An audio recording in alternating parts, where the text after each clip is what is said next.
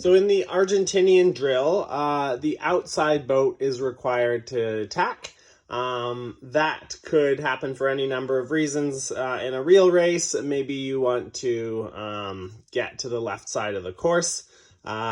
So if blue wants to tack, they will become the starboard boat, but they become the starboard boat in this situation too close for yellow to be able to do anything about it. So because blue acquires right of way, they have to initially give the other boat room to keep clear.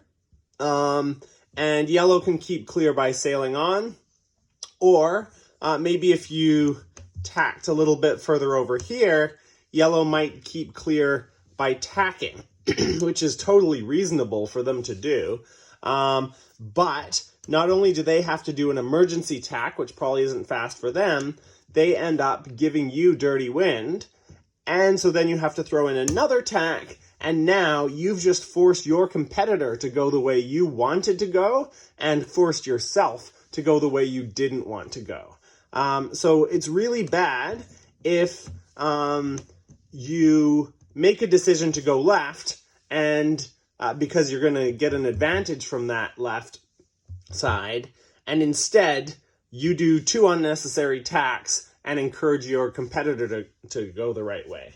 So one thing that you can yell to try to encourage yellow not to tack is hold your course. So as you tack, you can say hold your course, or I will duck you, whatever you can say clearly enough, because they're probably not expecting you to say anything. I'll duck, but I like hold your course. So hold your course means that when you acquire right of way on starboard, if they just sail straight, you are going to fulfill your obligations of, I think it's Rule 16. When you acquire right of way, you have to initially keep clear. So if you hold your course, I will avoid you.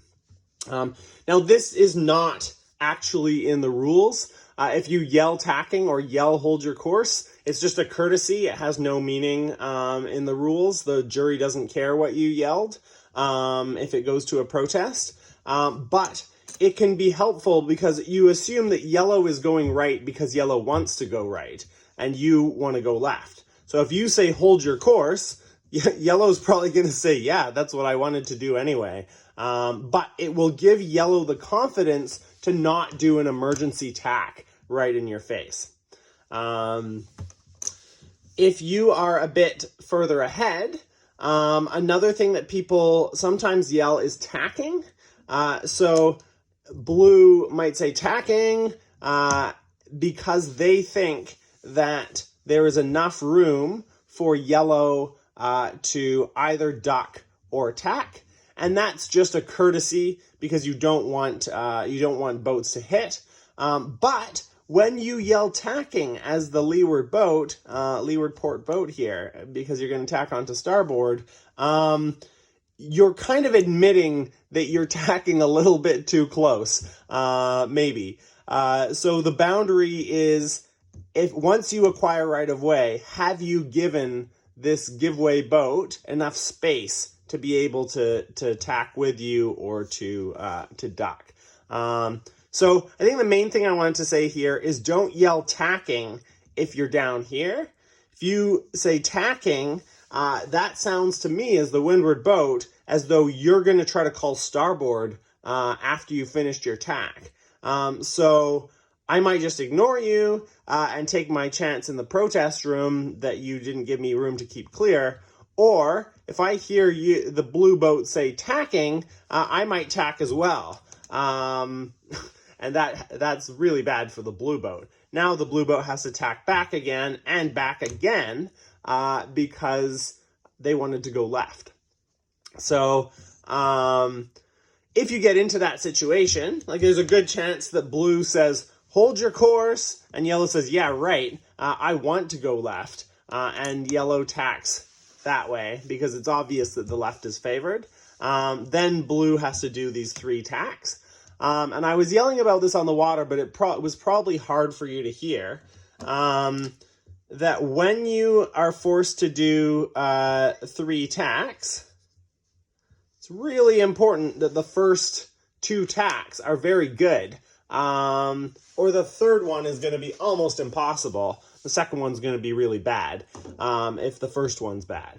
So you want to take your time and do nice roll tacks in light wind, or good fast tacks where you exit low in heavy wind, so that you can exit the final maneuver of however many tacks you had to do with enough speed to accelerate up properly.